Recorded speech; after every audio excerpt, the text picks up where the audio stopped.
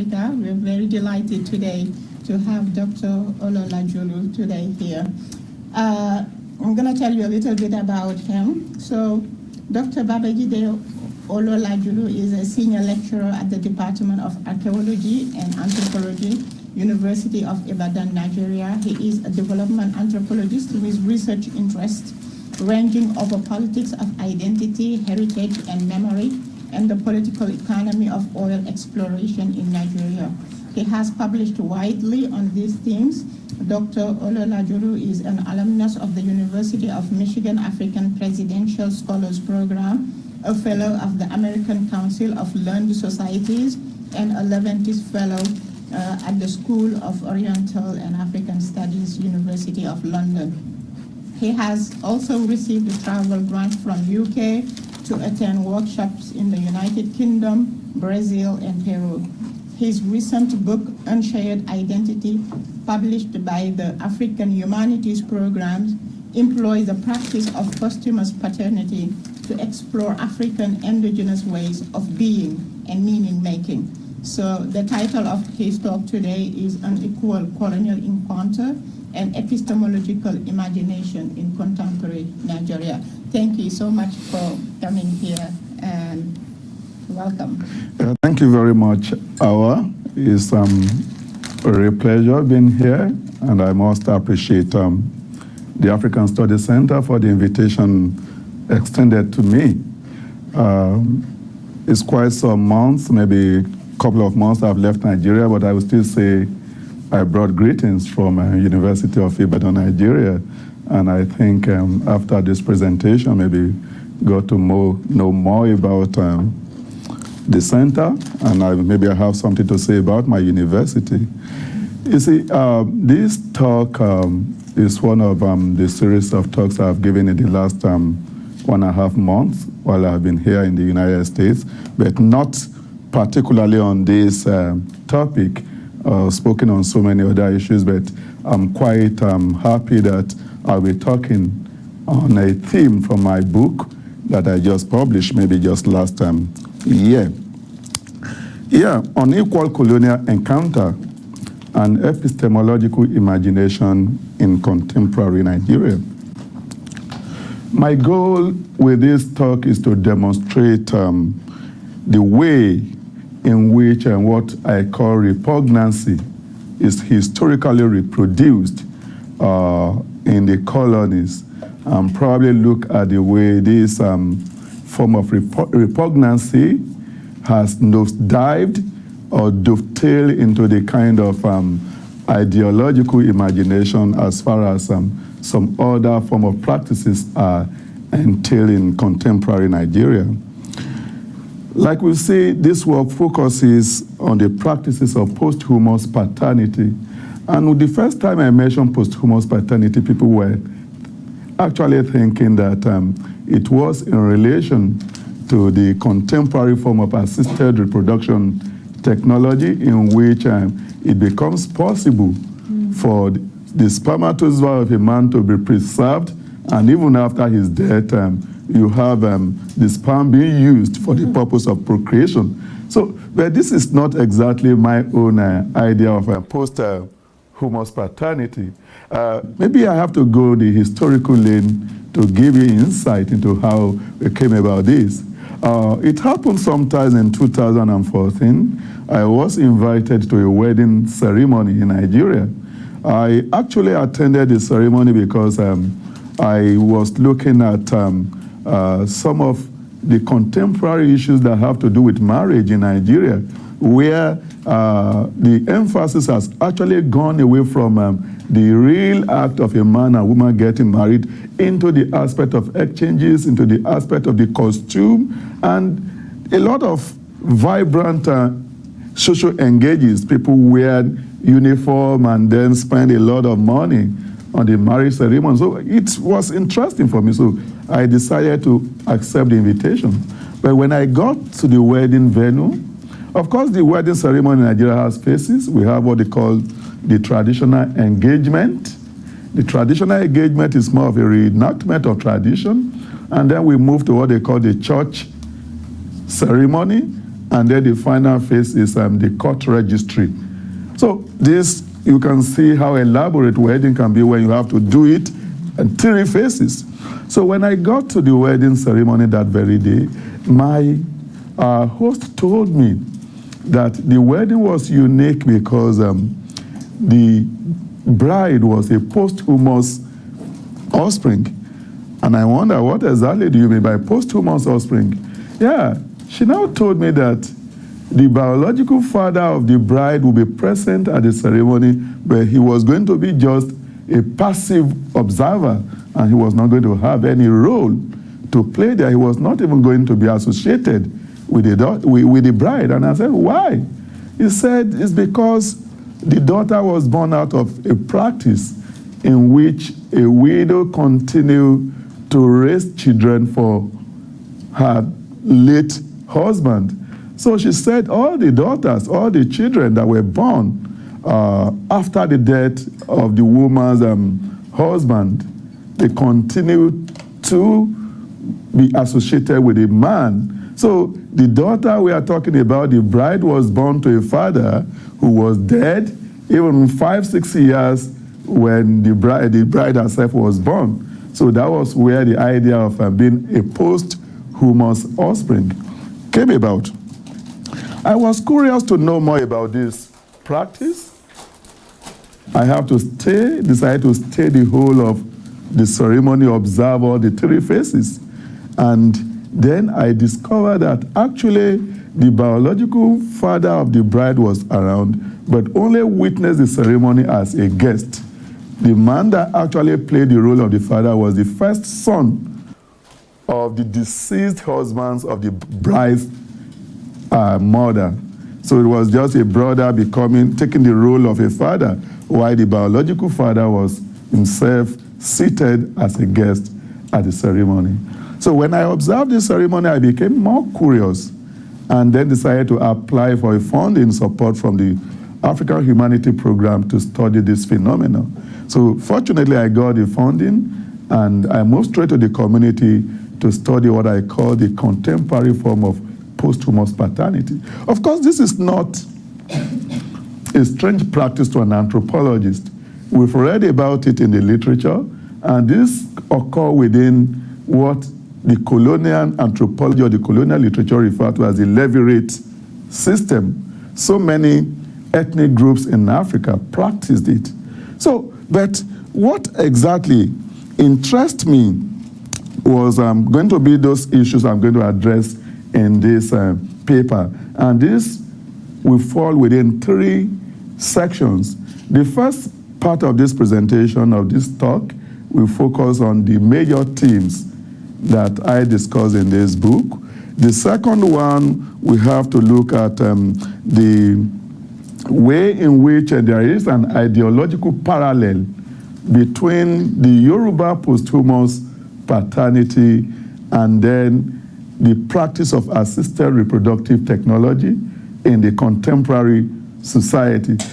Generally, I want to look at how there is a kind of ideological semblance in these 2 practices, and then want to see how the colonial system pathologized the African practice, and then within the present contemporary society, we find the assisted reproductive technology gaining more currency, even in Africa. So I want to look at the aspect of unusualness, how unusualness become produced historically, and then the effect of this production of unusualness in the people accepting or even rejecting the current practice of assisted reproductive technology. So, like I said, in Nigeria, posthumous paternity was a functional practice, just like what we call the woman-to-woman marriage, a practice in which a woman can actually marry to raise children for her husband in case she is infertile. We also have the practice of a ghost marriage, in which the lineage can decide to marry in the name of a dead man, to raise, who left no offspring, in order to raise children for him. These are creative kinship practices in Africa, and they were functional family system until the British colonial authority, in the whole process of developing laws and statutes for the colonies, decided to demonize these practices under the system they call the repugnancy principle. Under the repugnancy principle, this particular practice of a widow raising children in the name of her late husband was declared repugnant to the principle of natural justice, equity, and good conscience. And that marked the real time when this particular practice went underground. It became unusual for anybody to identify or be socialized into the practice of posthumous paternity. In my work, I employ the identity of posthumous offspring as a prism for interrogating the complex issues of recognition, representation, and power relations that were thrown up by the fact of colonial powers deflating African cultural practices. I argue that posthumous paternity, rather than being an uncomplicated kinship practice, was actually born out of a worldview, out of the Yoruba worldview that was woven around the multiple interconnections and interdependencies that often characterize the community, then the society at large, and even the family system in the pre-colonial society and even the post-colonial society. You see, sometimes it can be funny when we think that some of the legislation, some of the principles have actually outlawed these practices. We find out that these practices continue even to today. So, but the only thing is that they throw up a lot of issues of representation, they throw up issues of recognition, they throw up issues of unequal encounter, of unequal relationship, asymmetrical power between the West and then Africa. Now, going back to the origin of this practice and trying to situate it within the Yoruba system, like I tried to do, the levirate practice was well documented across Africa, in East Africa, in Central Africa, in South Africa, even in West Africa. But I tried not to rehash the literature of the levirate system because I realized that the levirate system or the levirate literature did not explain in its totality what this practice is about. Why the levirate system was going to argue that it was a way of perpetuating the lineage, I saw it as something beyond the issue of just perpetuating the lineage. I saw the practice as something located and situated within a particular epistemology that has to do with how being and becoming is formatted or formulated within the African society. Now let's look at the Europa Cosmology, for instance. In Yoruba cosmology, life is not subjected to obliteration. Excuse me, let me have some water.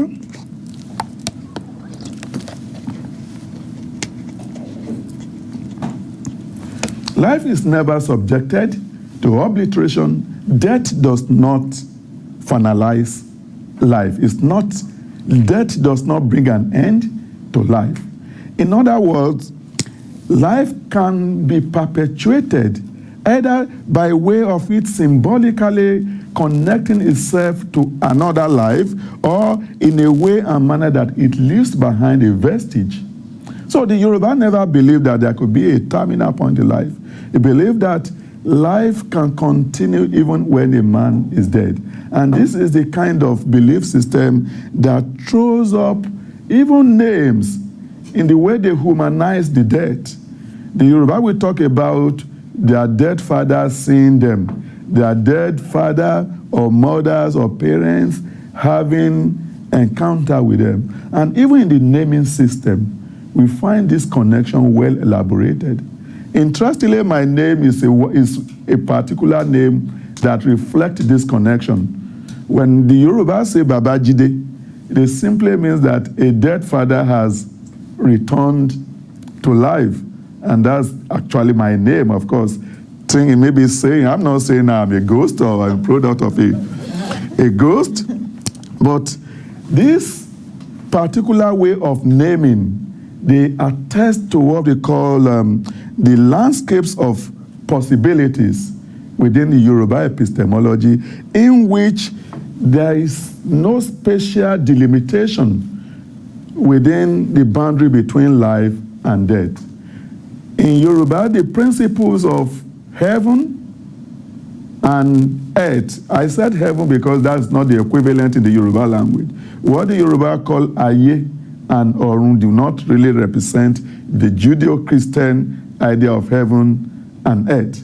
The Orun and the Aye are never bounded spaces. These are places, they represent a kind of continuum where people can freely circulate between one and the other. So there is a continuous movement across these two spaces. And when you look back at what they call the tradition of origin, or the way the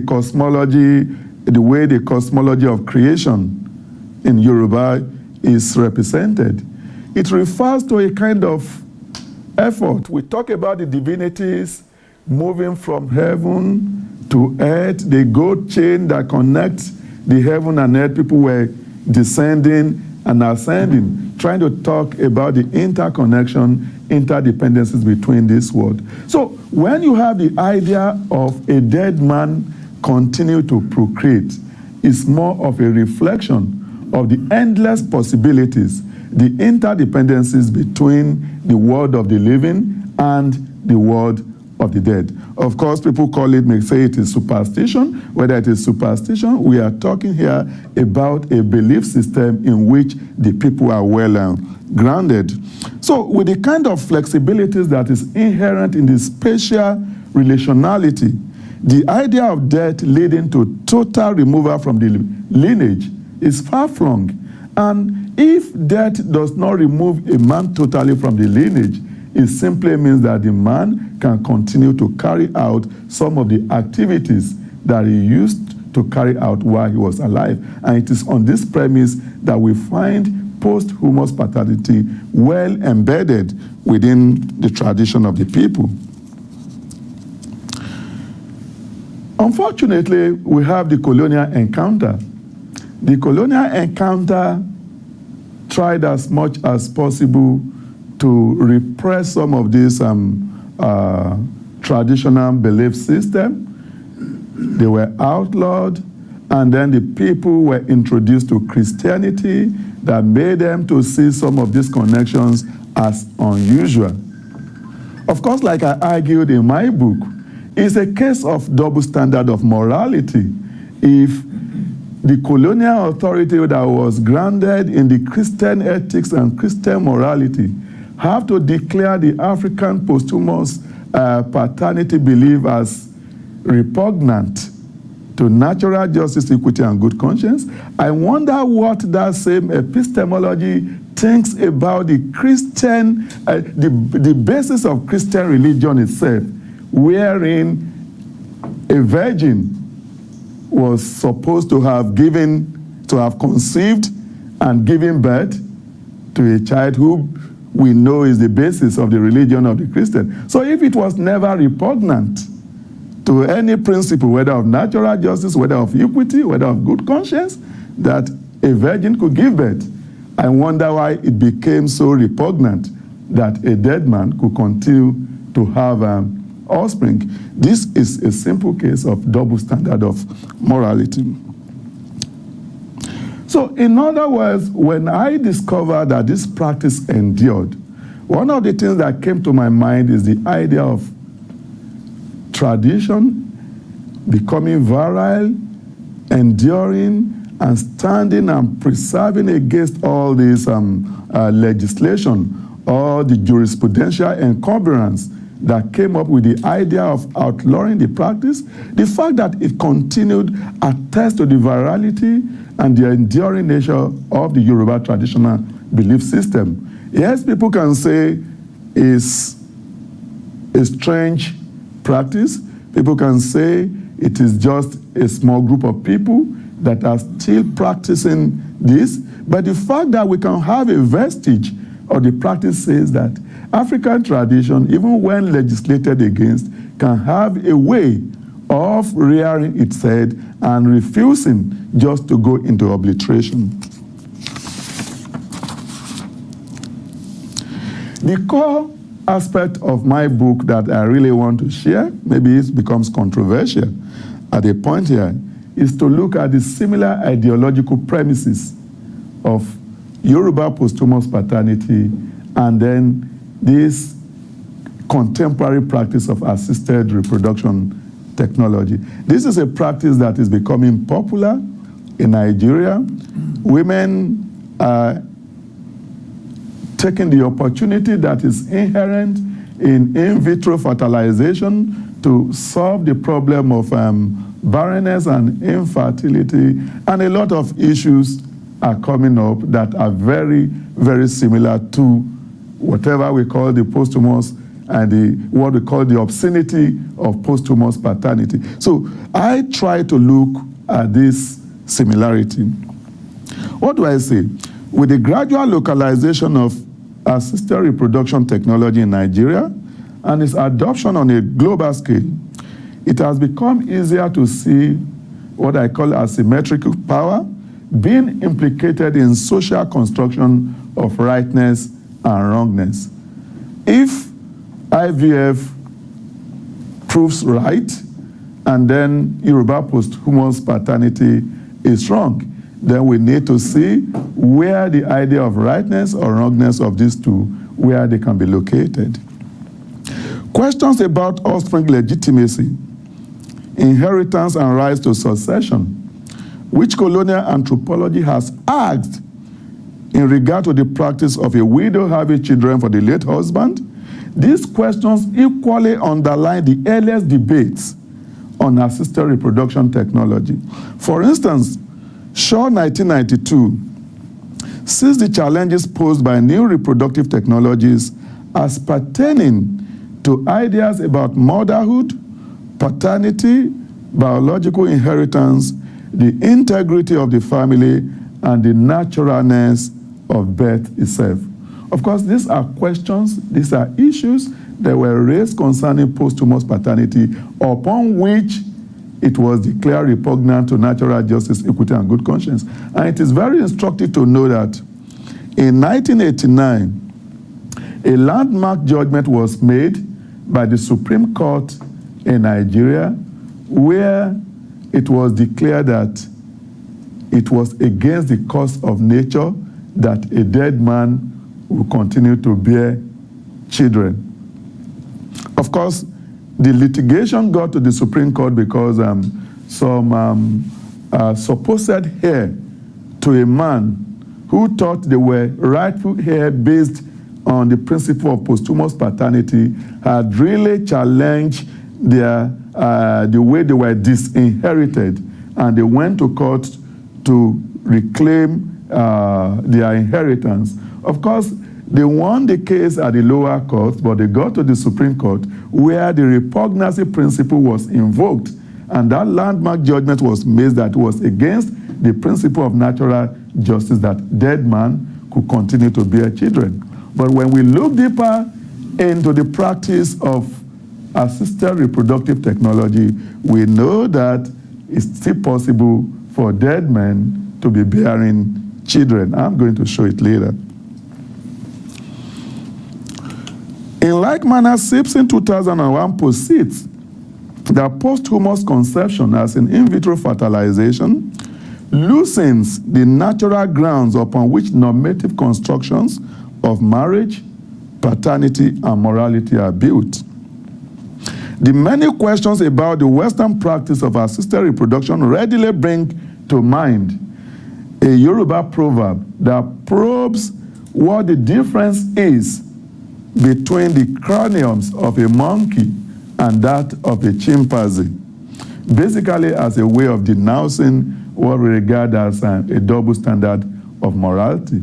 If it is unusual for dead man to bear children, and then it is not unusual, it is not repugnant in the case of assisted reproductive technology, we know we are dealing with case of unequal power at play in which one practice is denounced and another one is being promoted because it's supposed to come from a part of the world that lay claim to a kind of epistemological superiority over the other. The colonial encounter produces a singular consequence for African endogenous epistemologies, and these are what I call alienation and subordination. Many African values, from being regarded as barbaric to being prohibited, they no doubt wore the garb of the obscene, yet contemporary experiences from other practices, so they show that we can actually find equivalent of these African practices even in modern Western practices. There was a time, a student of mine, when we were engaging some of this discussion in class, actually asked me the basis, what I thought was the difference between the juju incantation of the Yoruba and the speaking in tongues of the Pentecostal Christians. For him, he couldn't see any difference between whatever we call juju incantation, which people argue against, they see as barbaric, and then the Christian practice of the Pentecostal Christian practice of speaking in tongue in their churches. And another student asked how he was wondering how it was easy for the Yoruba and Nigerians, Yoruba especially, to abandon their own creation myth, the myth of creation in which there was a divinity called Obatala who created the Yoruba universe by pouring sand on just an open ocean and thereby forming land from it. He was wondering why it was easy for the Yoruba to abandon this myth and then embrace another one that claimed that a God decreed the universe into existence. And it was not unusual. It was easier for us to accept that there is a God that decreed the world into existence and the world came into existence, but it became barbaric to say that there was a divinity that poured sand in an open ocean and then formed land out of it. When you look at some of these narratives, we are talking about how where a particular belief system comes from can decide or determine whether it is seen as right or whether it is wrong. My concern was how posthumous paternity is performed within the context of contemporary practice of assisted reproductive technology.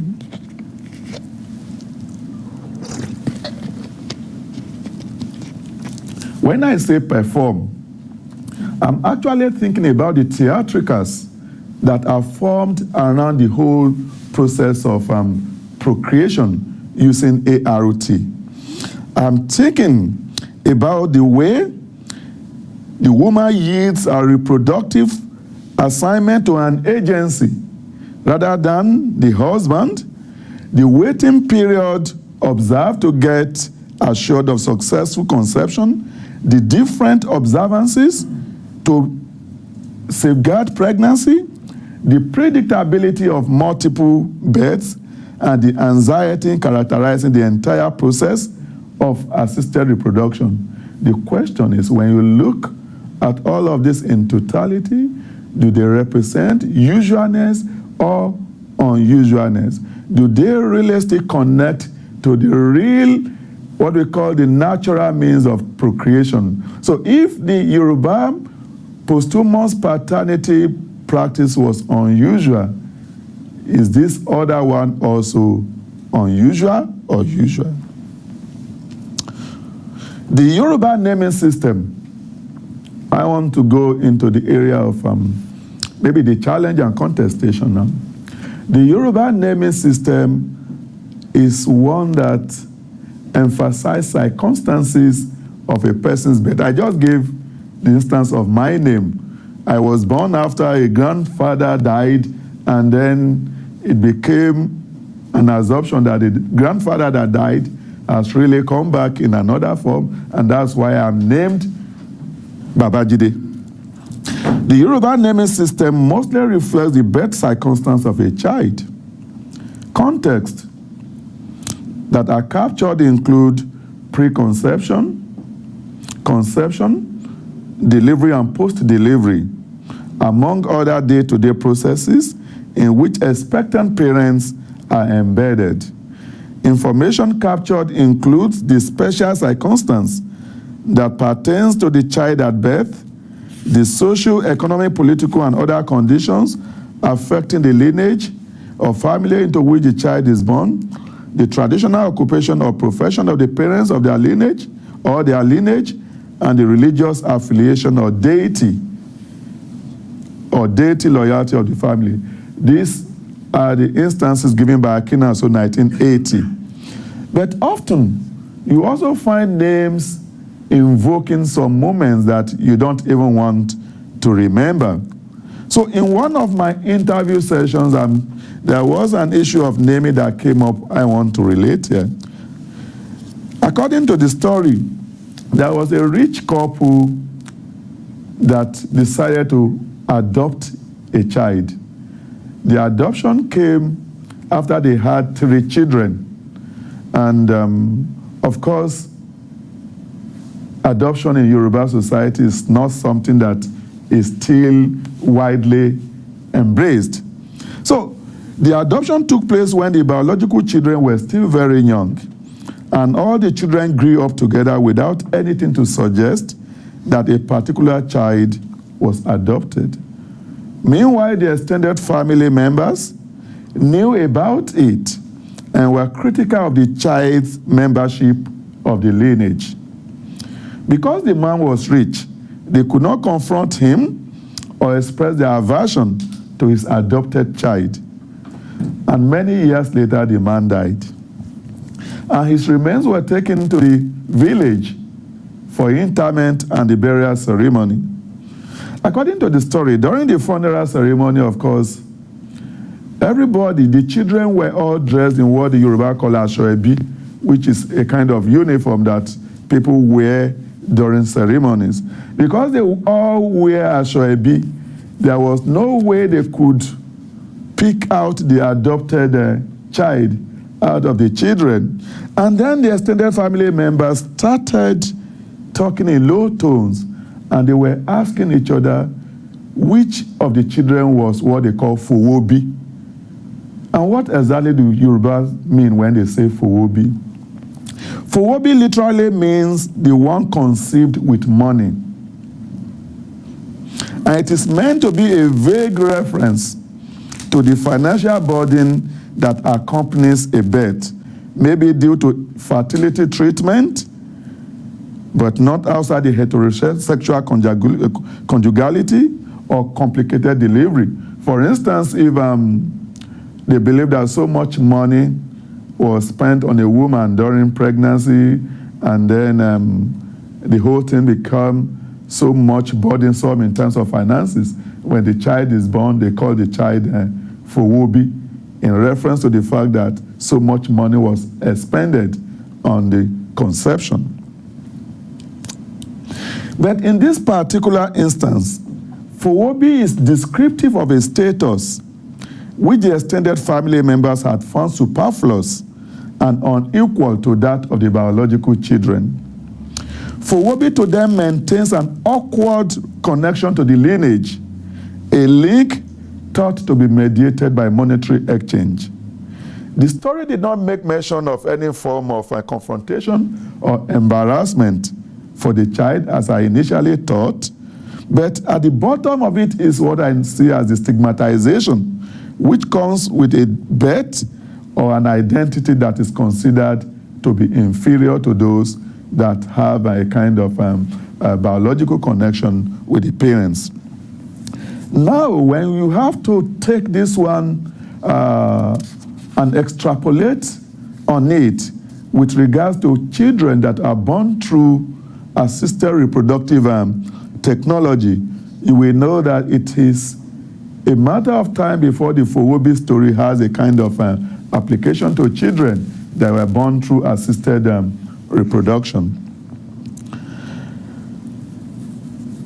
Of course, in the 80s, there were a lot of discussions among anthropologists about assisted reproduction technology, whether it was natural, whether it has certain bases that negate issues of marriage, issues of paternity, issues of inheritance, and all the rest.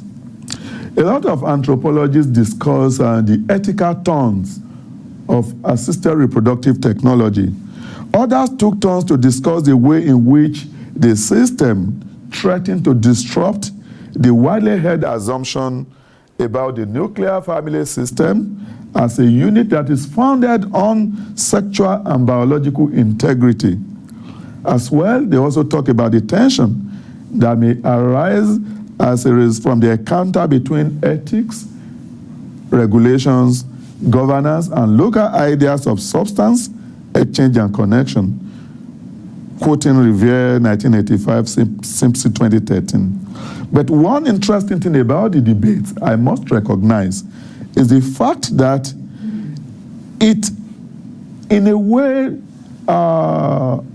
captured the way in which Western epistemology itself constituted a kind of conflict unto itself. It's not a case of everybody totally accepting the practice, because you find people that were raising their voices to some of the core issues that were embedded in this. Voices who rose in opposition to assisted reproduction, they demonstrated an uncommon attraction to orthodoxy. They invoke continuity for both nature and for both tradition.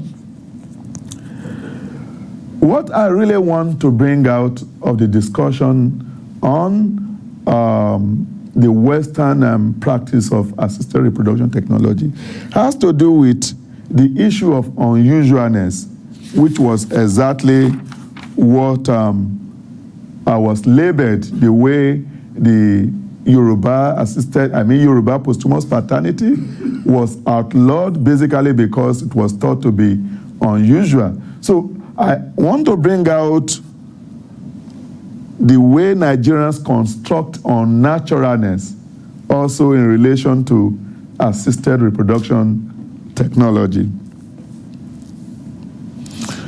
I found that the idea of natural justice, equity, and good conscience, the premises upon which posthumous paternity and other similar values were prescribed by the colonial laws, though meant to project European standards of morality in Africa, is nonetheless rendered problematic with assisted reproduction technology. And interestingly, even when the West is seen to be controlling the infrastructure of knowledge dissemination, it's still really problematic for them to change the kind of notion that people back in Africa, in Nigeria especially, have concerning assisted reproductive technology. Stories of miracle births in Nigeria started emerging, starting from the 1990s, when people started celebrating women in their 60s that gave birth to children, and these births are usually multiple births. And what you have is a case of people going to the Pentecostal churches to give testimony about how divine intervention has assisted their conception, how the pastor prayed for them, and then they were able to conceive. So these stories of miracle birth became so popular, and a lot of churches were profiting from it until recent times when these stories became tainted by the growing awareness of IVF. So when people talk about miracle births, in recent years, people will say, well, which miracle? Is it not IVF? So these miracle births become so popular then that the women concerned could not really come out and then publicly announce the fact that they gave birth through IVF. So the main question is that what exactly, why do women who conceive through IVF ascribe their pregnancies to spiritual intervention? Why is it that they cannot publicly come out to say, I did an IVF? And that exactly is where I think we have to look at the issue of unusualness, or the way people also construct unusualness in relation to the modern system of assisted reproduction. Of importance here, as harmless as the two appear, interpreting them in terms of sociocultural understanding of birth, especially in Yoruba society, brings out the embedded meanings that could be similar to what I call the Fowobi story. Assisted, when employed in relation to pregnancy or birth, suggests unusualness and spuriousness. Here it is not just about conception or birth lacking its biological ingredients, or offspring being deficient in any aspect of child or behavioral development. Rather, it is about popular consciousness being driven in the direction of processual inversion, in which the common meanings of assist as help, aid, or support, they stimulate the sense of deficiency, particularly in the woman. The idea of assisted also pertains to the method of child delivery. For example, in Nigeria, despite the depth of time in which the Western medical infrastructure has been available, the cesarean section still occurs as a point of stigmatization for women. So when women have to pass through the cesarean section to even deliver their children, they see it as inadequacy and they hardly even discuss it. They are not willing to talk about it because they believe that inability to have what they call natural birth has really diminished their woman nature. So being a woman or being a mother is seen as diminished when you are not able to pass through or give birth in a way they call the natural way. There is an abundance of sympathy for women who go through cesarean sections. I was even told that women who undertake the process, they often feel inadequate as mothers because they talk about feeling the pains of motherhood, and when you don't pass through that, the vaginal birth is believed that has made the woman to be really inadequate as a mother. The second term, which is technology, introduces the human factor into the conception process, which all the while has been taught natural. For instance, situating ART operations within that which is known as the fertility industry somehow reinforces a sense of commercialized productions and of babies as crafts. Moreover, the ordinariness made of sperms and eggs conjures up the image of a manufacturing process in which biological substances assume the value and quality of raw materials. Competition within the fertility industry can sometimes instigate what I call strange claims. An enthusiastic operator of a fertility clinic was quoted to have once asked, how many units in Nigeria have been around for 9 years, and how many can boast of producing more than 900 babies? Logic of babies as commercial articles definitely flows from the word producing. That apart, talking of boast, the operator represents ART babies as accomplishment of medical doctors and indeed of technology. Of course, when we talk about this representing the babies of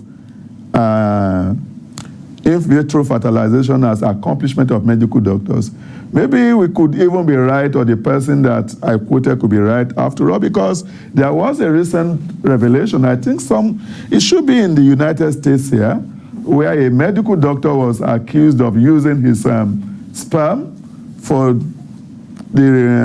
women that attended his fertility clinic, in which case there were over hundreds of children that were born if directly through him. So in this case, we talk about seeing the babies as accomplishment of the doctors. The feelings that an assisted pregnancy is unnatural have been expressed in different ways by the people I talked to. For example, a woman told me a story she read about another woman who claimed she was not enthusiastic about her daughter's pregnancy because it was assisted. According to the story, the woman would not tell her friends about becoming a prospective grandmother because, quote, she was not sure how the whole thing would turn out to be, end of quote. Such skepticism can, of course, form the basis of future relationship, even with the unborn baby. Another fellow ascribed assisted reproduction to a process is described as crafting of humans in manner similar to high-tech products. This kind of conviction is furthered by the huge financial resources required for assisted conception and claims of expertise which different fertility clinics continuously make. The fact that donor sperms and eggs are sometimes also utilized in vitro fertilization also provokes questions of paternity. There is a chance that a child conceived through the process may not share genetic link with the father or even the mother, a woman said during an interview. But it did not just end there.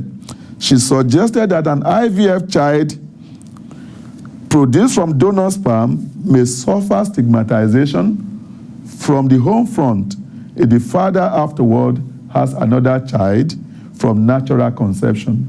So when we look at all of this, and it is, we see that there is a whole process we can call neo-repugnancy.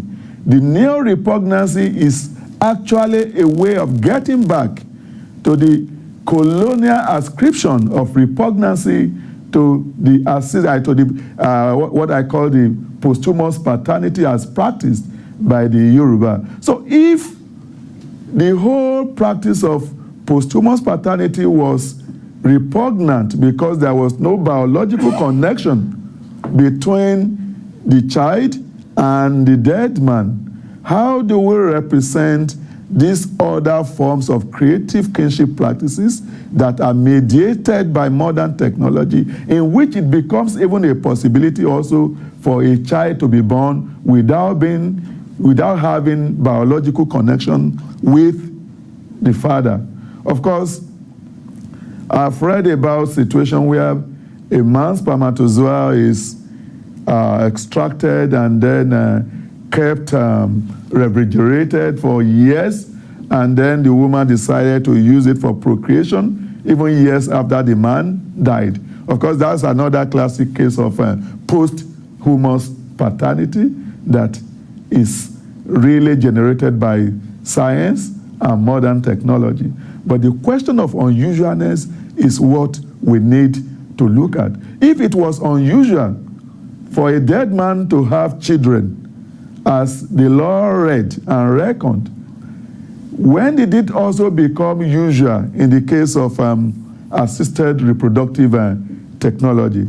Is it not simply a case of a practice being subjected to annihilation because of where it emanates from, or whether it is called superstition and the other one is science?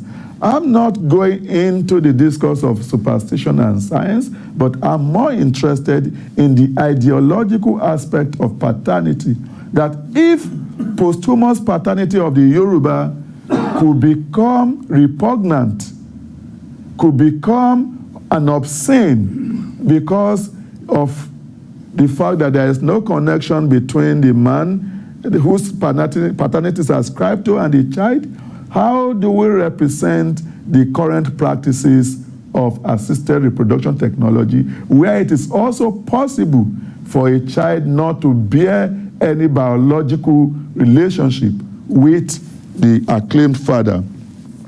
In other words, I would say, from what is known of the complicated identity of Yoruba posthumous children, that it is a matter of time before stigmatization is also extended to children that are born from assisted reproduction technology.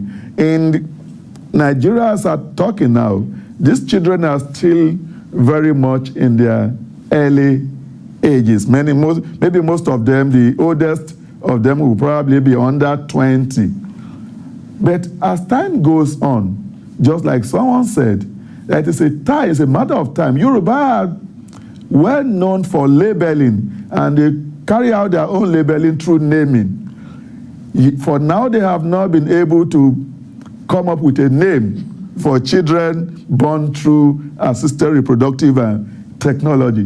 The time will come once they generate a particular name for children born through assisted reproduction technology, you will actually see that aspect of unusualness also coming at play in the case of this technology. So it's going to be a case of assisted reproduction technology being encrypted in a post-colonial culture that construct belongingness purely in terms of blood connectedness. And by the time that one happens, it will have been a case of the Western epistemology being paid back in its own coins. Thank you very much.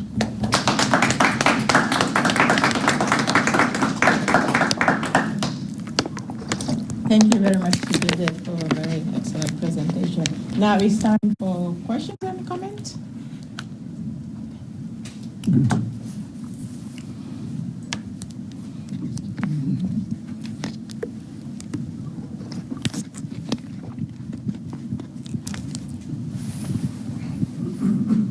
Thank you, sir, for a fascinating topic that is very well presented, and we appreciate you coming to the African Studies Center at MSU. Thank you. I'm concerned about the term repugnant or repugnancy. Appears to me that that was coined probably in the 60s or earlier. Yeah, certainly earlier than the 60s, because Nigeria got its independence in 1960. Yeah, it was coined in, I think, in the 50s. In the 50s. So I think even the communities or the people that coined the term repugnant in the 1950s today have a very different view of birth and what's natural and what's not natural, what's right and what's not right, what's repugnant, what's not repugnant. So in present day Nigeria, is it a little bit dated for courts to continue to hold on to that term and to use it? Because certainly what you point to in terms of intravenous based births represents a shift in the view to what's natural, what's not natural, or what's acceptable, what's not acceptable. And I would imagine that people today look at the concept of posthumous paternity perhaps more in a more understanding way than they would in 1950 when they called it repugnant. Yeah. All right. Okay, maybe I should take that question straight like that. You see, looking at this particular practice, for me, the way it is understood, or I understand it, has to do with the general kind of transformation within in the belief system of the people as a result of the colonial encounter, especially with the contact with Christianity and a lot of other ideological changes. We have a people that already have their mindset being changed to another, a new mode of thought. So even within the community where this system is still going on, there is a lot of aversion. There is a lot of secrecy about it. We are talking about practices that have gone underground because they have been, the practice has been demonized, and people that still continue with it are seen as a group of people that choose not to flow with time. So in other words, it's a case of even the community already having their mindset tuned to the notion of repugnancy is considered repugnant even by the people now. Because when you talk to them, and people say, is there anywhere they still do it? It is an uncivilized stuff. So this is coming from the people that have come to accept the fact that their practices were actually obscene. So the repugnancy is well ingrained within the consciousness of the people, and that exactly probably informed the judgment of the court. You see, the idea of the repugnancy doctrine came about when the colonial authority were trying to codify the native law and customs to form part of the statute for the colonial states. So it was in the process of codifying the native law and customs that they render some of them repugnant, the ones that they are not going to allow to stay. And because they were not going to allow it to stay, it got to the consciousness of the people that these particular practices were obscene and they are not going to accept it. But whether fortunately or unfortunately, that mindset that sees conception as only connected to natural birth is now transferred to even other practices that have even the mark of Western modernity. So it is in that same vein that adopted child is stigmatized because he has no basis within the lineage system, and then you also have the people not willing to publicly announce or declare that they've conceived using the assisted reproduction. So it's a carryover from a part of practice that probably demonized a practice and say it is unusual if a particular birth is not connected through blood. Thank you. Okay, I enjoyed the lecture. I have two questions. Is posthumous paternity something that's confined to the village compared to the city? And reflecting on IV treatment in the initial story, do you think that the offspring of IVF will be protected by wealth? Because by what? By wealth, in terms of IVF isn't a cheap treatment. So would they not be stigmatized because they are protected by their status? Okay. Yeah, straight. It is going to be difficult to say whether posthumous paternity is restricted to the village, although the case I studied was actually at the village level. But from the fieldwork experiences I had, I realized that this is a practice that is shrouded in a kind of secrecy that people don't really openly talk about. So it is going to be difficult to know whether in the city, where encounters are quite limited, we don't really know whether the practice still going on within some people in the city. Because even in the village, it was difficult for me to get to talk to people. In fact, it got to a point I was not convinced whether I was into a practice that I actually saw an evidence. I thought maybe it was just the single case that I saw. Because I spent 3 weeks just trying to do my stuff in the community, and nobody is going to accept the fact that there is any posthumous offspring in the village. until I make my breakthrough. So that's on that area. But whether IVF children will be protected by wealth, that's going to be another study entirely. Like I said, for now, they are still very young, and the people are struggling to maybe accept the system. And because they are struggling to accept the system, that is the reason why nobody is willing to come out to say, I gave birth through IVF. The possibility of stigmatization from what we know about people's reaction to birth that are regarded as unnatural, the possibility is high. But whether wealth can protect those children is another thing. At the level of inheritance, at the level of the nuclear family, yes, wealth could do the magic. But when it comes to the issue of laying claim to lineage patrimony, that is where the wealth may not be sufficient to protect the children.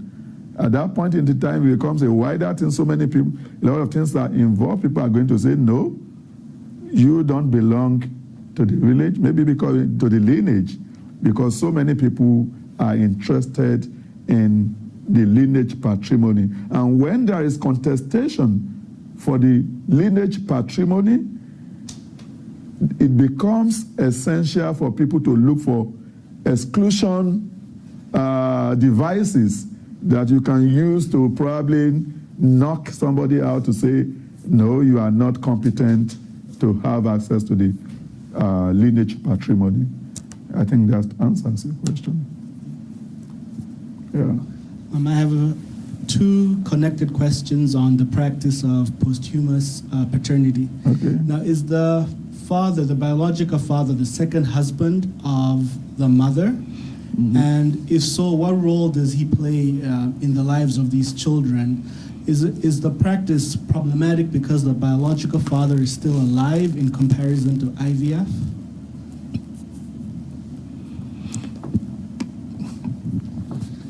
I just have one comment and a question kind of along the same point. Of course, in the Old Testament, we see this practice. Pardon? In the Old Testament, we see this practice of the younger brother raising up children for his deceased older brother who doesn't have children. Okay. So it's not really unusual from that sense. But I don't understand why, but there's only one child. He only has responsibility to do it one time, to produce one child, and that's strictly so that the deceased brother name is not lost from the lineage. Yes. So he continues in the list. Yeah.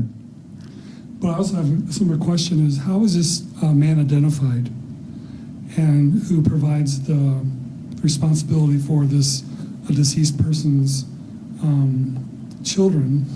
And does he do it for all of the children she has, or is it, I don't know how that works. Okay. That's interesting to me, because it might play a part into why the colonialists didn't like this practice. I don't know, I just don't know. Okay. Yeah, the status of the biological father. Yeah, I don't think there is a kind of standard in terms of who that man should be. In certain situations, we have a case of what we call the leverage system operating, in which the family, the extended family, actually presided over a process in which a man within the lineage is identified for the widow to continue the process. So in that particular, in that style, you have the children, yet still have their paternity ascribed to the dead husband, but they are actually biological member of the lineage. But we also have other variants in which the biological father is not a member of the husband's lineage. It could just be anybody. And the woman has not been probably legally, when I say legally, by tradition, betrothed to another man in the lineage. So the woman is free to stay in the husband's home, and then the man comes, and then they have affairs. But the children belongs to the dead husband. And this other biological father has his own family. He has his own family. He's not responsible to the children that he helped to bring to life. He is not going to contribute any to their economic well-being. Yes, people might know that they call it children born through another man. They will usually refer to the children as the children born through that biological father, but they are not his children. They were only born through him. So he has no responsibility towards them and is not going to be committed to any. And then I think the other one is in relation to whether it is what make their case different in relation to IVF. In the case of IVF, I think for now, we have about sperm donation. Most IVF cases in Nigeria are still cases when the man, the real husband, is the one that donated the sperm. But in some few cases we have where the man is not fertile, we also have cases of sperm donation. The kind of aversion people have towards the practice for now, I think, is the same kind of aversion they have towards things like cesarean section. When a woman cannot fulfill that biological duty of raising children for the husband, it becomes problematic. So whether it is the issue of being mediated by any process, whether by science or whatever, is another thing. But the funny thing, you know, is that in tradition, they have a way of addressing this kind of inadequacy. If a man is infertile, the whole community may know about it, or they may not know. So what happened is that the woman just have to go out, you know the meaning of going out, and then brings the pregnancy. So people that are close to them know that the pregnancy does not belong to the husband, but nobody is going to make reference to it. They accept the child as belonging to the husband as long as it comes through a natural birth. So the whole problem has to do with whether a birth is natural or is mediated. So if it is mediated, the people are unwilling to really identify with it. Thank you. So any question further? Or you have anything to, I don't know whether, because the reason I'm asking you whether you have something to say about it is, across Africa, people have experiences in different countries and actually say that they also have what they call equivalent of the practice in many other African countries. And this has really helped me to look at the borderline that are being drawn on traditional practices in Africa as just artificial borderline, that these borderlines don't exist, that most of the practices that we try to restrict to certain spaces in Africa aren't just unique, that they are spread across spaces. It's only a case of where the practices have endured more. That is what is in place. Because I realize that in Yoruba example I gave is just going to be one of the first literature acknowledging this practice in Yoruba, whereas we have literature that talk about this practice in other ethnic groups in Nigeria. And the reason may probably be because Western modernity took its root in Yoruba society fast earlier than in other groups. So it was easier for this practice to go underground and nobody talked about it, whereas earliest anthropologists were able to identify with it with other groups, and then they started drawing the maps cultural maps.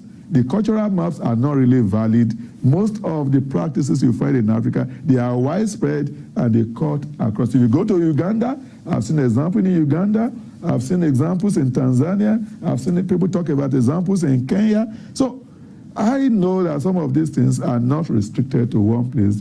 They are rather widespread than we usually think. Thank you. Yeah, in Senegal, I think they have something kind of similar too, but it's more like the leverage system. The leverage system. Yeah, because usually what happens is if you have the older in the family, if he passed away, now the younger brother has to kind of marry.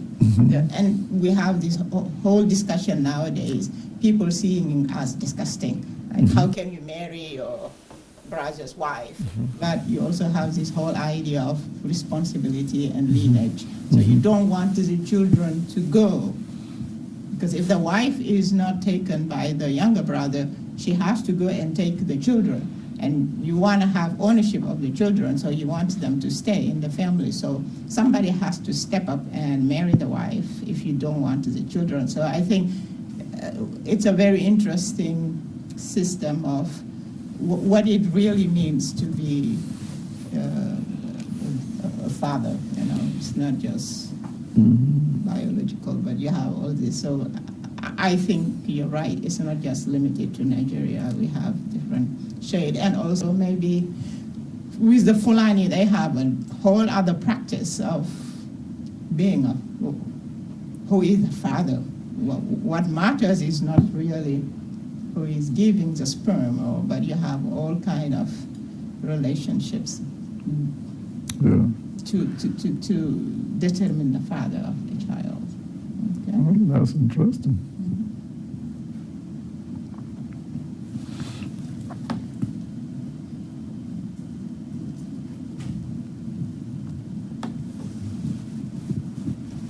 Thank you once again. I think your work really points to, and I think that's really what I was trying to get at with my first question. Okay. It really points to the need for a rethinking of all these things in today's society. Also, or maybe even more so in terms of the legal way in which we look at these issues that you are raising. Yeah. Because if courts today continue to call this repugnant, I think your work is showing that there is a problem there. Yeah. And it's now incumbent upon courts to catch up with the times and to be a little more open to some of these arrangements. I say catch up to the times, but really go back to history and pick up the good things that existed in history that have been thrown away by the colonial hand. So I'm in a way sort of indicting the legal system today for holding on to this term repugnancy and saying, you know, get back to the pros and the cons and look at this thing from a more equitable, more open-minded way instead of just following a Western ideology. I think that's very that's going to be a good intervention if we are able to get it done.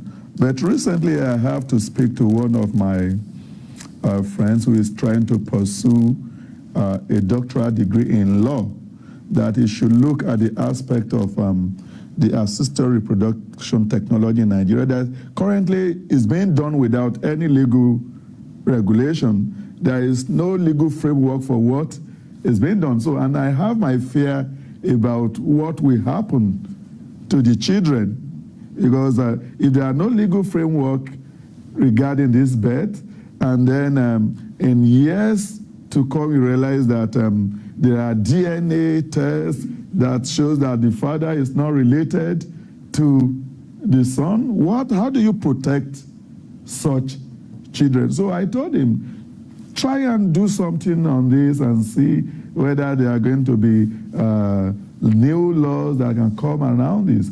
And in the process of initiating such laws, then there is the need to go back again to review laws on paternity as suggested in the African traditional system. Maybe it's